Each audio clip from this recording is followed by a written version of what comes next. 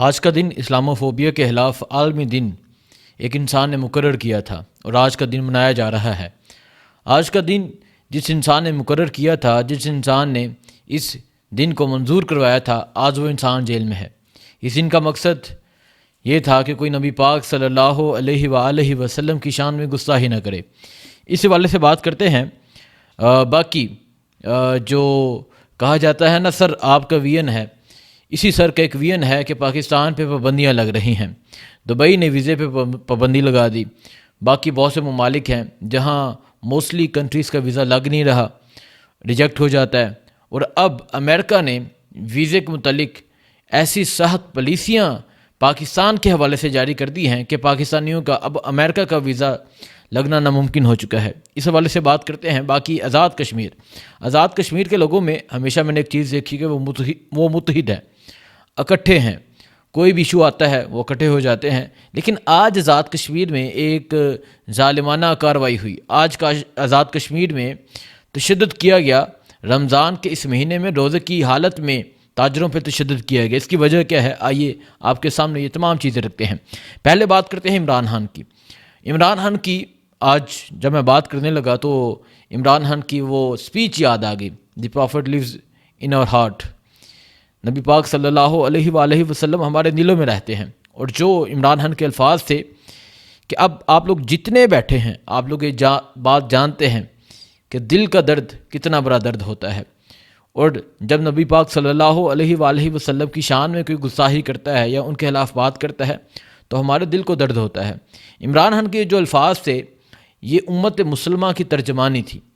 یہ امت مسلمہ کا ایک لیڈر ہونے کا حق ادا کیا تھا اس انسان نے، اور اس انسان نے جو وہاں جا کے بسم اللہ الرحمن الرحیم، لا الہ الا اللہ محمد رسول اللہ، کلمہ پاک، ایاک نعبد و ایاک نستعین، یہ الفاظ جو بولے، پاکستان کی ہسٹری میں، مسلم ہسٹری میں یہ الفاظ یاد رکھے جائیں گے کہ کس طرح کفار کے ایوانوں میں جا کے، کافروں کے سامنے جا کے، بڑی بڑی قوتوں کے سامنے جا کے ایک انسان نے علم بلند کیا لا الہ الا اللہ محمد رسول اللہ کا۔ ایک انسان نے UN کے تھرو اسلاموفوبیا کے خلاف 15 مارچ کو عالمی دن مقرر کیا، اسلاموفوبیا کے خلاف عالمی دن مقرر کیا 15 مارچ کو۔ اس انسان نے یہ پوری دنیا کو بتایا کہ کوئی نبی پاک صلی اللہ علیہ وآلہ وسلم کی شان میں گستاخی نہ کرے، ہمارے دل کو درد ہوتا ہے، اور دل کا درد سب سے بڑا درد ہوتا ہے۔ لیکن آج وہ انسان ایک بند کوٹری میں قید ہے، ایک کوٹری میں قید ہے، ایک جیل میں قید ہے۔ وہ انسان اس قابل نہیں تھا کہ اس انسان کے ان احسانات کا بدلہ اس طرح چکایا جاتا، لیکن نہیں، وقت اچھا آئے گا، ضرور آئے گا۔ وہ ایک شعر مجھے یاد آ گیا، ایک خاتون تھی جو کعبے کے آگے کھڑے ہو کر کہہ رہی تھی کہ کبھی کبھی قید خانے میں یوسف بھی لائے جاتے ہیں۔ تو عمران خان کو قید کیا گیا ہے۔ عمران خان اس ٹائم اڈیالہ جیل میں قید ہیں۔ آج 15 مارچ ہے، آج اسلاموفوبیا کے خلاف عالمی دن ہے۔ آج ساری قوم، آج ساری امت مسلمہ اس انسان کو یاد کر رہی ہے، اس انسان کے احسانات کا شکریہ ادا کر رہی ہے۔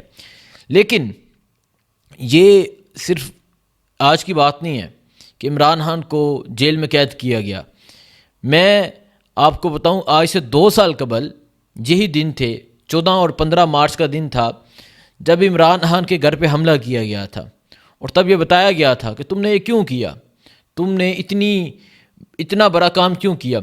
اور 14 اور 15 مارچ کو زمان پاک پہ حملہ ہوا تھا، زمان پاک پہ شیلنگ ہوئی تھی، لوگوں پہ ظلم ہوا تھا، عمران خان کے گھر کے اندر شیل پھینکے گئے تھے، عمران خان کے گھروں کی چار دیواری کو توڑ دیا گیا تھا، اور پھر جو وہاں لوگوں پہ تشدد ہوا ساری دنیا نے وہ دیکھا تھا۔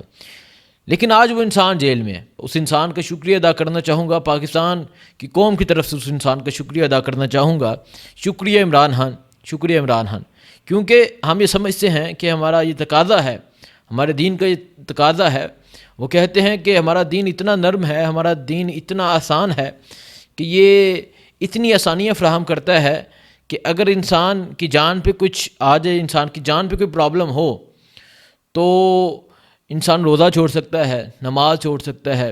انسان مطلب جب انسان بہت مشکل ہو، جب اس کی جان پہ بنی ہو، لیکن انسان کو جان پہ کھیلنے کا ایک وقت میں کہا گیا ہے، وہ نبی پاک کی شان میں جب کوئی گستاخی کرے تب انسان اپنی جان پہ بھی کھیل جائے۔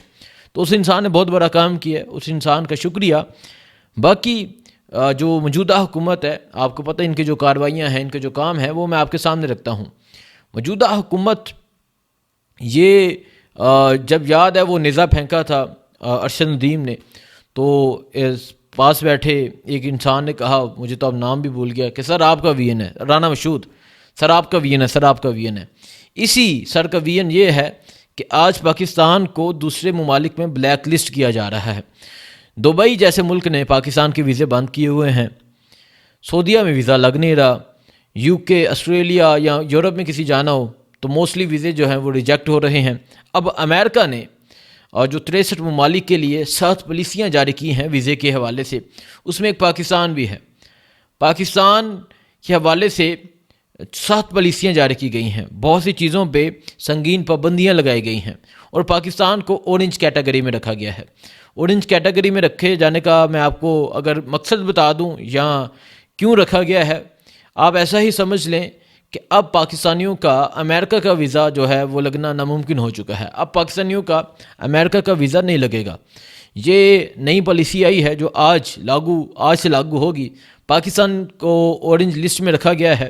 اب امریکہ جس کے یہ پالش کرتے ہیں، جس کی یہ چمچہ گیری کرتے ہیں، آج وہی ان کو ویزا نہیں دے گا، آج وہی پاکستان کو ویزا نہیں دے گا۔ اور کیوں یہ ویزے پہ پابندیاں کیوں لگ رہی ہیں، میں آپ کو بتاتا ہوں۔ دیکھیں، پاکستانی اس ملک میں روزگار ہے نہیں، کاروبار ہے نہیں، نوکری ہے نہیں، قانون ہے نہیں، انصاف ہے نہیں، تو اس ملک کے نوجوان پاکستان سے باہر جانا چاہ رہے ہیں، اور ریکارڈ لوگ اپنی پراپرٹیز بیچ کے، اپنا سب کچھ بیچ کے پاکستان سے باہر جا رہے ہیں۔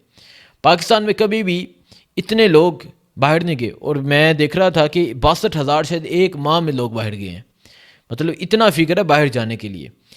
پاکستانی باہر جانا چاہ رہے ہیں، اور باہر کے لوگ وہ سوچ رہے ہیں کہ کیوں اتنے لوگ آ رہے ہیں، اور انہوں نے جو پالیسیاں ہیں، جو پابندیاں ہیں، وہ پاکستانیوں پہ زیادہ لگا دی ہیں۔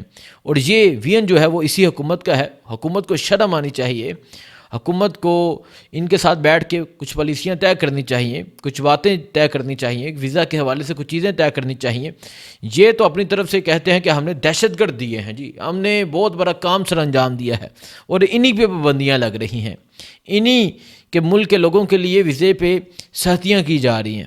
آپ نے کیا کیا ہے؟ آپ نے صرف اس ملک کا نقصان کیا ہے، اس ملک کو نقصان پہنچایا ہے، جو یہ حکومت پہنچا رہی ہے اور پہنچاتی رہے گی۔ اسے چھٹکارا کس طرح پانا ہے، یہ قوم نے خود ہی فیصلہ کرنا ہے۔ اب میں بات کرتا ہوں ظلم کی انتہا۔ دیکھیں، پاکستان میں تو ظلم کی انتہا ہو چکی ہے، ہر طرح ہوئی ہے، لوگوں کی چار دیواری کا تقدس پامال ہوا ہے، لوگوں کو اٹھایا گیا ہے، غائب کیا گیا ہے، تشدد کیا گیا ہے، ٹارچر کیا گیا ہے، جبری گمشدگی کی گئی ہے۔ لیکن آزاد کشمیر، جہاں میں سمجھتا ہوں جن لوگوں کو سمجھا جاتا ہے کہ یہ متحد لوگ ہیں، یہ اکٹھے لوگ ہیں، اور یہ اکٹھے رہنے والے لوگ ہیں، آج آزاد کشمیر میں نے دیکھا میرپور میں آج تاجر احتجاج کر رہے تھے، اور آزاد کشمیر کی پولیس ان پہ بے تحاشا وحشیانہ تشدد کر رہی تھی، جس کا میں افسوس کر سکتا ہوں، اور آزاد کشمیر کے لوگوں کو کہوں گا کہ ہم سمجھتے ہیں کہ آپ لوگ متحد ہیں، جس طرح یہ پنجاب نہیں ہے، کے پی کے نہیں ہے، بلوچستان نہیں ہے، سندھ نہیں ہے، آپ لوگوں کو ہم اکٹھا سمجھتے ہیں۔ اس کے خلاف آپ نے خود کھڑے ہونا ہے، اور ان پولیس والوں کے خلاف آپ نے احتجاج کرنا ہے یا کیا کرنا ہے، یہ آپ بہتر جانتے ہیں۔ لیکن ظلم ہو رہا ہے، ہر طرف ظلم ہے، اس ظلم کے خلاف خود کھڑے ہونا ہوگا، اٹھنا ہوگا۔ اللہ اس ملک کے حالات بہتر کرے، اور اس حکومت کو تھوڑی سی شرم آئے، تھوڑی سی ان کو شرم ہے نہیں، لیکن ہم دعا کرتے ہیں تھوڑی سی شرم آ جائے کہ پاکستانی کہاں سے کس فیز سے گزر رہے ہیں۔ باقی جو بھی صورتحال ہوگی آپ کو آگاہ کرتے رہیں گے، دکھاتے رہیں گے، لیکن اینڈ پہ میں ایک دفعہ پھر کہہ دوں، شکریہ عمران خان۔